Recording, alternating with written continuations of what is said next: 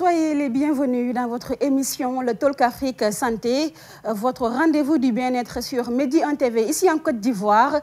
Et selon la Fédération internationale du diabète, près de 542 000 enfants de moins de 14 ans vivent avec le diabète de l'enfant ou diabète de type 1 dans le monde. Plus de 50% de ces enfants vivent dans des pays à revenus faibles ou intermédiaires. En Afrique subsaharienne, il y a près de 46 000 enfants de moins de 14 ans qui vivent avec le diabète de l'enfant. L'espérance de vie d'un enfant vivant avec le diabète de type 1 varie de 7 mois à 7 ans selon les pays, contre 60 ans en Europe de l'Ouest.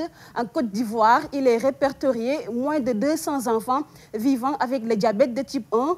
Quels sont les risques du diabète chez les enfants? Comment éviter cette maladie qui, avec le temps, provoque des problèmes chroniques et une mort prématurée? Également, au cours de ce numéro, nous tenterons de comprendre comment vivre au quotidien avec un enfant diabétique. Docteur Ankotié est avec nous pour aborder toutes ces questions. Docteur, vous êtes endocrinologue au CHU de Treichville, en même temps responsable de la clinique du diabète. Merci d'avoir répondu à notre invitation. Merci, madame. C'est un plaisir pour nous. Nous allons tout de suite regarder cet élément signé Ange Murel-Tizier. Un enfant peut être atteint. On voit ça dans les... Souvent, à la télévision, on nous montre les enfants atteints du diabète.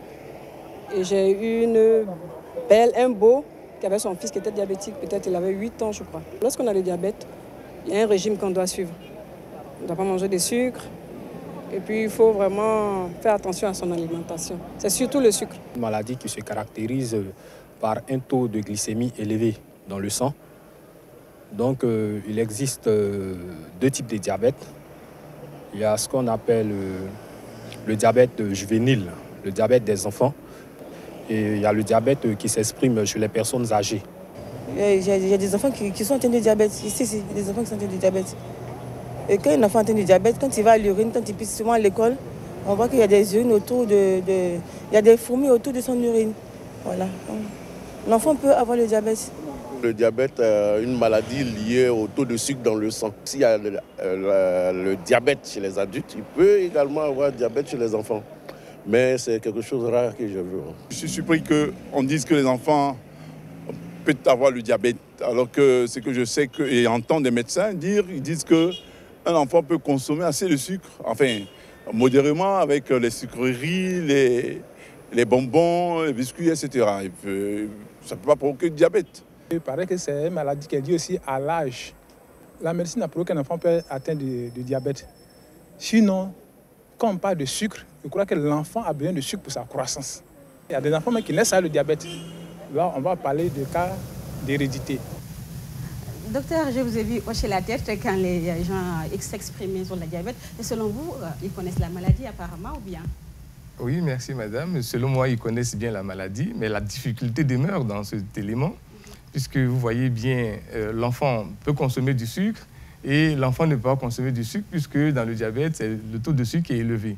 Vous voyez bien qu'il y a une petite difficulté à lever dans l'esprit des gens. Je pense que ça va être notre discussion. Nous allons rebondir sur les chiffres du diabète en Côte d'Ivoire. Je le disais à l'entame de mes propos. Nous parlons de 200 enfants qui souffrent de diabète. Ce chiffre ne traduit-il pas un manque de diagnostic? Oui, madame, ces chiffres traduisent un manque de diagnostic, un manque d'information et de sensibilisation de notre population, peut-être aussi un manque de moyens. Parce que ça coûte cher. Et parce que les parents, les enfants eux-mêmes et les médecins, donc les professionnels de la santé, ne sont pas sensibilisés au diabète de l'enfant.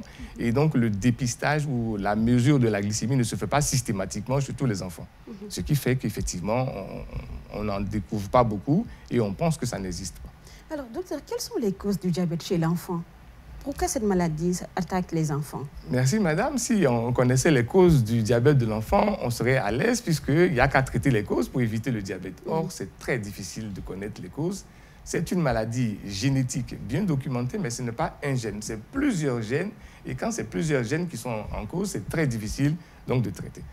Et par contre, ce qu'on sait, c'est que ces gènes vont développer ce qu'on appelle un phénomène immunitaire. Donc, c'est une maladie auto-immune parce que nos propres antigènes ou les propres antigènes de l'enfant, donc les propres gènes de l'enfant, vont se diriger contre ses propres cellules. Parce que quand on mange du sucre. Et le sucre doit arriver aux cellules.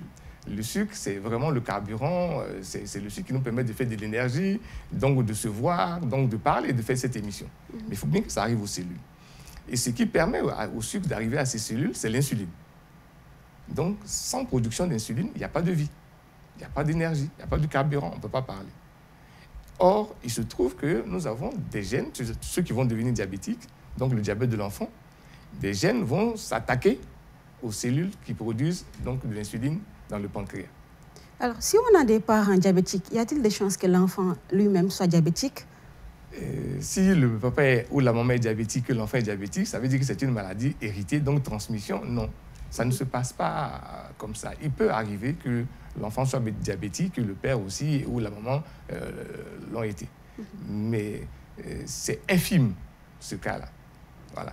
C'est un phénomène auto-immun qui est déjà, existe déjà dans le ventre de la maman à la conception, qui est déjà programmée. Donc la programmation génétique existe.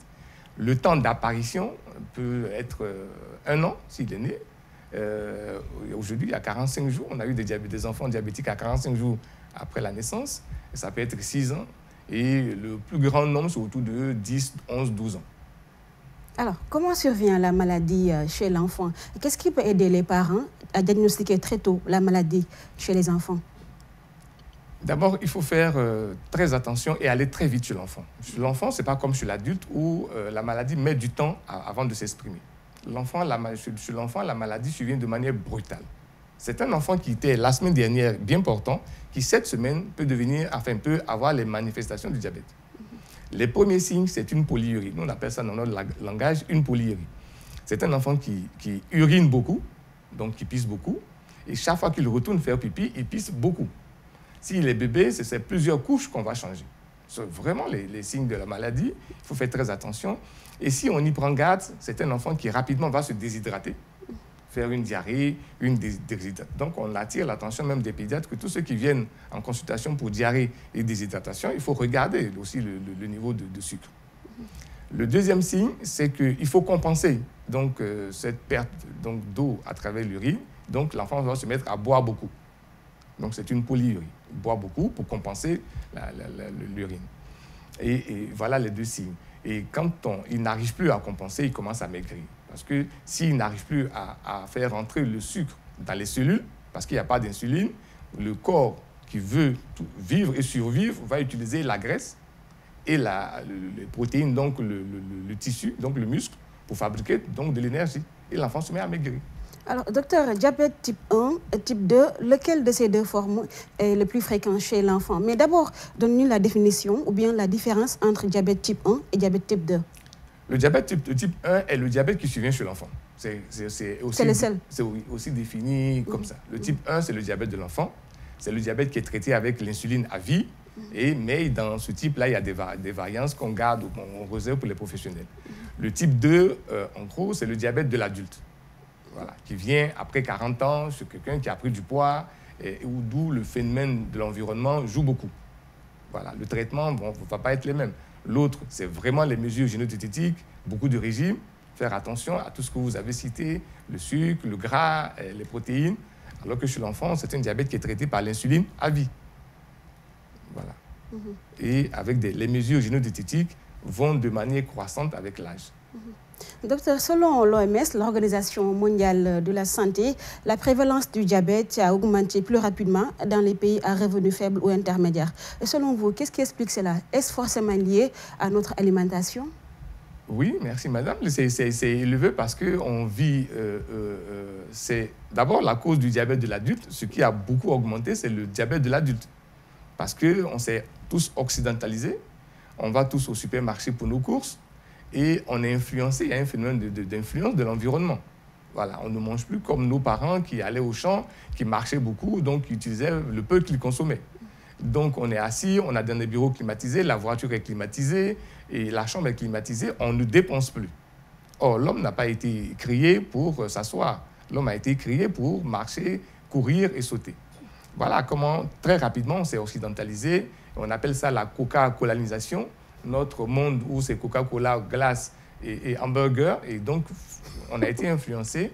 La preuve, c'est que quand vous prenez le diabète de l'adulte, 8 sur 10 sont en embonpoint, obèses ou en surpoids. Donc, c'est ça qui a augmenté de manière exponentielle. Le diabète de l'enfant, par contre, on commence à être sensibilisé, on commence à faire attention, donc on commence à les voir et donc à les dépister. Et comme la classe moyenne dans nos pays africains commence à être importante, il y a des moyens pour qu'ils survivent ou qu'ils vivent plus longtemps. Ce qui fait qu'effectivement, le taux est plus important parce qu'on a les moyens de les prendre en charge. Alors maintenant, nous allons aborder les complications du diabète chez l'enfant. À part l'amaigrissement, quelles sont les complications? Les complications, ça va très vite. Comme chez l'adulte, hein, ça va très vite. D'abord, la complication, nous, on fait 2 types de complications, les complications aiguës et des complications chroniques. Mais les plus fréquents, c'est les aigus. Très rapidement, si on n'a pas fait le diagnostic, il va rapidement dans un coma. Si on n'a pas su que c'est un coma diabétique, il va mourir. C'est ça qui est le plus fréquent et c'est ça qui est vraiment à prévoir et donc à être sensibilisé pour dire il faut que je regarde le taux de sucre. Donc c'est la mort, éviter la mort à tout prix. S'il survit, alors il va s'exposer dès l'instant où il survit, donc il s'expose à une maladie chronique. Et les maladies chroniques, c'est comme dans le diabète de l'adulte, donc de type 2, c'est finir par avoir une cécité, avoir le sucre va dans les cellules des yeux, ils vont avoir une cécité, toucher les reins, d'accord, il n'arrive pas à éliminer, avoir des plaies au niveau des pieds, avoir une furonculose à répétition au niveau de la peau, c'est toujours lui qui a des boutons, qui a une mycose qui est traînante, avoir une bronchite à répétition, voilà, donc ce sont vraiment des causes. Le cœur, les yeux, les reins, la peau, voilà, donc tout est lié au fait qu'il y a du sucre. Je rappelle, chers téléspectateurs, que vous suivez votre émission Le Talk Afrique Santé. Docteur, parlez-nous du projet Changing Diabetes in Children, le CIDC, en Côte d'Ivoire, dont vous êtes le coordonnateur. Merci, madame.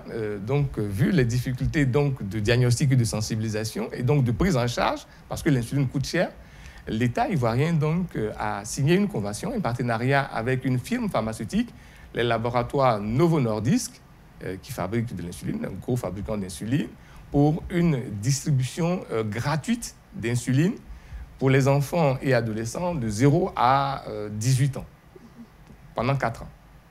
Voilà le projet. Ces enfants ont non seulement leur insuline gratuite, mais ils ont tous les paramètres qui accompagnent donc le taux de surveillance, un lecteur de glycémie, des bandelettes, des lancettes pour mesurer leur glycémie, et souvent même s'ils viennent pour une complication, s'ils font un palu, bon, on essaie de voir si on peut, si les parents n'ont pas de moyens, si on peut les venir en aide. Alors, quelle chance offre ce projet aux enfants diabétiques? Vous faites de la prévention, ou bien vous les accompagnez, ou bien vous faites les deux à la fois? On fait les deux à la fois. La prévention, c'est éviter l'apparition des complications, donc éviter la mort et les complications chroniques. Donc, c'est en cela que nous faisons la prévention. Mais on les accompagne d'autant plus qu'on rend le traitement accessible. Voilà, ce qui était cher, difficile, on le rend accessible, c'est gratuit pendant 4 ans et on a des séminaires de formation avec les parents et enfants réunis. Une fois tous les 6 mois, nous réunissons les parents et les enfants pour une sensibilisation. On a un camp d'enfants diabétiques une fois par an où nous réunissons entre 30 et 50 enfants pour les sensibiliser, pour se dire qu'ils ne sont pas seuls, qu'ils sont plusieurs, de savoir que leurs difficultés et la difficulté de l'autre, pour qu'ils se partagent les mêmes difficultés. On attend mettre sur pied et très rapidement une association des parents d'enfants diabétiques. Nous allons revenir sur cela, c'est très important. En attendant, je vous propose de regarder ensemble cet élément réalisé justement avec vous à l'occasion de la Journée mondiale du diabète célébrée ce 14 novembre en Côte d'Ivoire. Selon l'Organisation mondiale de la santé, près de 200 millions de femmes vivent avec le diabète. Une maladie dont le risque de transmission de mère à enfant reste très accru. Cette année, à l'occasion de la Journée mondiale du diabète, célébrée chaque 14 novembre, le programme Changing Diabetes in Children a été mis en œuvre. Ce sont les enfants de 0 à 18 ans, et donc ils vont apprendre à reconnaître les différents types d'insuline, comment se faire les injections, comment reconnaître un taux de glycémie bas, une hypoglycémie, comment reconnaître un taux de glycémie élevé, une hyperglycémie, et qu'est-ce qu'on fait dans ces différents cas. Ce projet permettra de faciliter la prise en charge de ces enfants vivant avec le diabète. Dans les débuts, lorsqu'on était encore hospitalisé, on payait les médicaments. Mais depuis qu'on a connu le programme là, on nous donne tout cadeau, on nous donne tout gratuitement. Quand les produits finissent, on vient prendre, ils nous ont donné les appareils, un peu de tout pour la suivi de l'enfant. Comme des centaines d'enfants, Trésor participe à ce programme. Depuis 2 ans, elle arrive enfin à se faire des injections d'insuline elle-même. J'ai 10 ans, je suis en classe de CM2. J'ai eu cette maladie en 2015 et ma maman m'a appris à faire la piqûre. Donc maintenant, j'apprends à me piquer. Le diabète, cette maladie silencieuse, affecte de plus en plus les enfants. Ce programme d'assistance et de prise en charge se veut un soulagement pour beaucoup de parents. Docteur, quelles sont les chances de vie d'un enfant diabétique? Mais merci madame, les chances de vie, c'est de vivre comme tout le monde. S'il est correctement pris en charge, il vit comme tout le monde, avec une espérance de vie de 60-70 ans. Voilà. Alors que s'il n'y a pas de moyens, c'est très difficile. Et c'est pour ça qu'en Afrique, comme vous l'avez dit en introduction, la moyenne de survie, c'est 7 ans. Parce qu'il n'y a pas de mesure d'accompagnement. Mais est-ce qu'ici en Côte d'Ivoire, on a des réelles mesures d'accompagnement pour justement accompagner ces enfants? Oui, mais déjà, ce que l'État de Côte d'Ivoire, à travers le ministère de la Santé, a mis en place, qui est de donner gratuitement l'insuline, est une première mesure. Nous allons réunir les parents de ces enfants pour qu'ils se mettent en association de manière à ce qu'ils aient les mêmes causes à défendre et que, après ce projet qui va durer 4 ans, peut-être, si l'État négocie bien, avoir peut-être 2 ou 3 ans supplémentaires, mais après, il va se poser le problème de la pérennisation. Parce que le besoin est là quand même. Le besoin est toujours là et donc ça va être certainement à l'association des parents donc d'aller vers le gouvernement, l'État et donc de chercher les moyens jusqu'à peut-être réduire le coût de l'insuline ou gratuité de l'insuline, des bandelettes et des lecteurs ou peut-être 500 francs ou 1000 francs. Mais faire quelque chose de manière à ce que les enfants vivent comme tout le monde. Quand on parle du diabète, on pense automatiquement à l'insuline. Est-ce qu'elle est accessible ici en Côte d'Ivoire? Quand je parle d'accessibilité, je fais allusion au coût et à la disponibilité à la fois. Oui, vraiment pour la Côte d'Ivoire, je ne sais pas pour les autres pays, mais l'insuline est vraiment accessible. Dans les officines publiques, sur tout l'étendue du territoire, le coût de l'insuline est aujourd'hui à 2200. Il y a 10 ans, c'était à 19 000 dans les officines publiques. Aujourd'hui, c'est 2200. Il faut en prendre combien par mois ou bien par semaine? On pense que c'est entre 1 et 2, pour l'adulte, entre 1 et 2 flacons. Donc, voilà, 2200. Les enfants? Et les enfants, ça va beaucoup plus, ils consomment un peu plus, puisque ça va jusqu'à 3-4 flacons. Parce que les enfants ont besoin donc de leur sucre pour revenir à l'élément, pour vivre. Donc, on les laisse à un certain âge manger tout ce qu'ils veulent, tout ce qu'ils peuvent manger, et puis on rattrape ça par l'injection d'insuline rapide. Donc les enfants consomment un peu plus d'insuline que les adultes. Docteur, y a-t-il aujourd'hui de réels moyens d'éviter le diabète? Si oui, lesquels? Le diabète de l'enfant, on n'a pas de moyens. Il vaut mieux être sensibilisé et dès qu'il arrive, donc d'avoir des moyens pour les prendre en charge. Le diabète de l'adulte, oui, on pense qu'on peut retarder l'apparition par un certain nombre de mesures.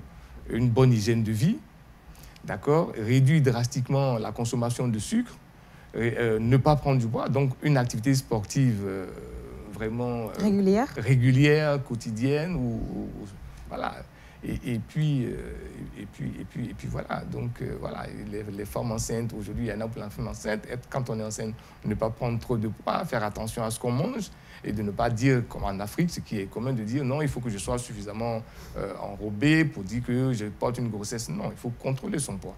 Parce qu'il y a ce qu'on appelle aussi le diabète gestationnel, qui était le thème de la journée mondiale de cette année. Donc, il faut, pour l'adulte, faire attention à un certain nombre de choses. On pense que chez l'adulte, c'est vraiment les facteurs environnementaux qui constituent vraiment l'essentiel de ce diabète.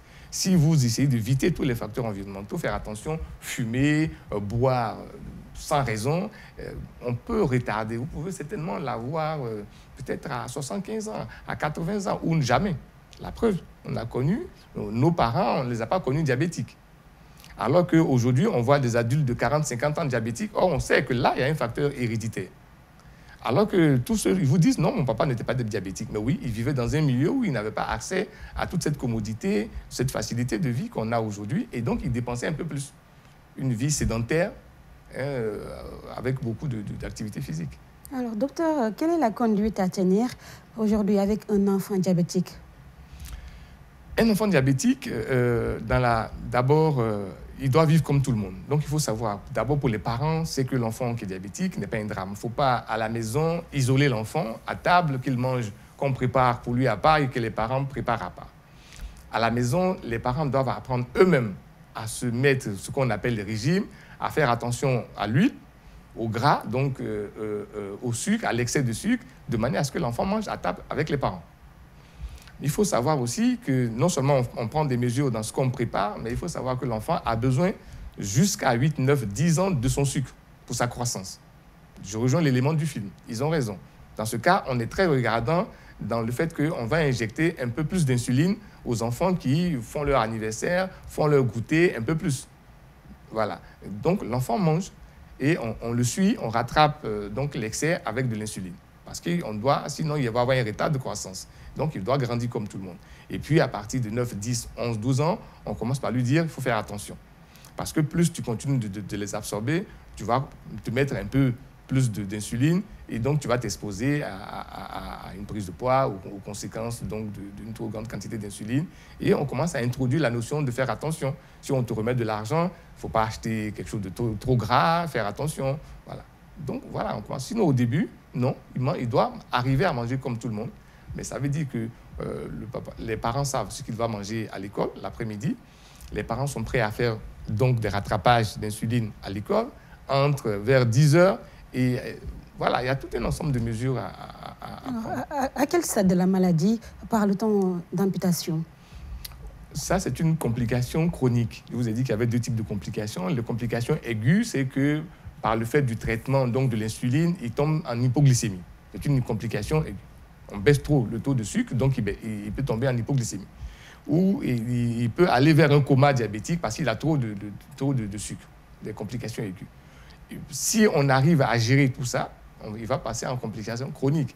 Donc, quelqu'un qui gère une maladie chronique, à la longue, vous savez, c'est un peu comme le phénomène de caramel. Ça se passe, l'enfant rejoint dans les complications chroniques comme l'adulte. Si vous gérez une maladie, le taux de sucre de manière chronique, c'est un peu comme le sucre. Vous savez que si le taux de sucre est élevé, et le sang devient gluant. Devant gluant, ne coule plus comme de l'eau, comme si le taux de sucre était normal. Et donc, ça a tendance à se coller dans les parois des vaisseaux et donc boucher les artères. C'est comme ça qu'on arrive à boucher les artères des yeux, à boucher les artères des reins pour donner des problèmes de néphropathie, donc de la dialyse, et boucher les artères des pieds et qui nécessitent des plaies et le pied diabétique et donc l'amputation. Alors, docteur, si on revient au projet Changing Diabetes in Children en Côte d'Ivoire, vous avez installé des cliniques. Parlez-nous de ces cliniques qui ont été mises à la disposition des enfants diabétiques.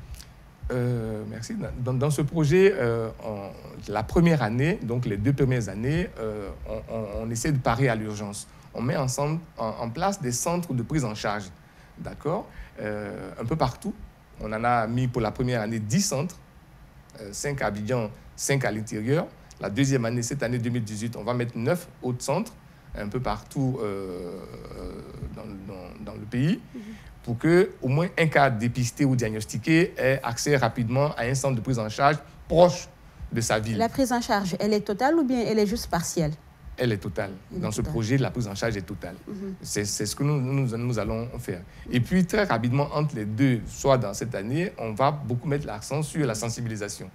Sensibiliser les parents eux-mêmes, à travers donc, ces formations que nous avons avec les formations, l'association, mais sensibiliser d'abord au niveau primaire, donc tous ceux qui prennent en charge les enfants au niveau primaire, les instituteurs.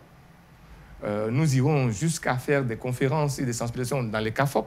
Nous allons, à travers notre ministère de la Santé, nous rapprocher du ministère de l'Éducation nationale et avoir une sensibilisation, une formation ou des contacts ou des conférences avec les directeurs régionaux ou départementaux de l'enseignement et aller dans les CAFOP de manière à ce qu'ils soient au courant du fait des signes, au moins du diabète, quand l'enfant arrive en classe, qu'il se lève plusieurs fois pour aller faire pipi, ou, voilà, donc de savoir ce qu'on peut faire, où il a l'insuline, qu'il s'est trop injecté l'insuline, qu'est-ce que l'instituteur peut faire. Docteur, selon des spécialistes, l'adoption de bonnes habitudes alimentaires permet d'éviter cette maladie à 90%. Pouvez-vous nous lister ces quelques habitudes alimentaires rapidement?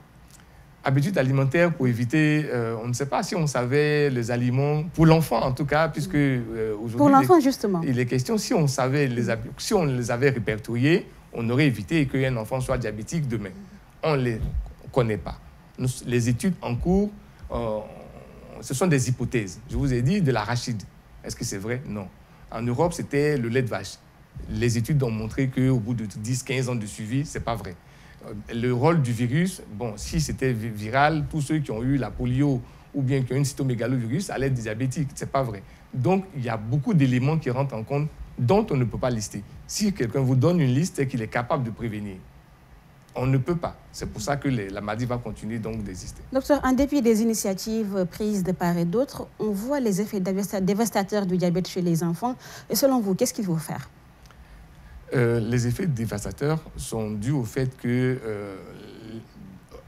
à la longue, on en a marre. Toutes les maladies chroniques, on se comporte comme ça devant une maladie chronique. Il y a un effet, donc, on en a marre de se piquer matin, midi, soir. Les enfants eux-mêmes, voilà. Et tous, ils essaient de se dire, on ne peut pas vivre toute la vie comme ça. Et du coup, ils essaient d'arrêter eux-mêmes l'insuline pour voir si je ne peux pas avoir une vie normale comme tout le monde. Docteur, nous sommes arrivés à terme de cette émission. C'est un sujet très important. C'est sûr qu'on n'a pas pu tout aborder. Mais merci d'avoir répondu à notre invitation. Merci. Merci également à vous, chers téléspectateurs de Midi 1 TV. L'information continue sur notre chaîne.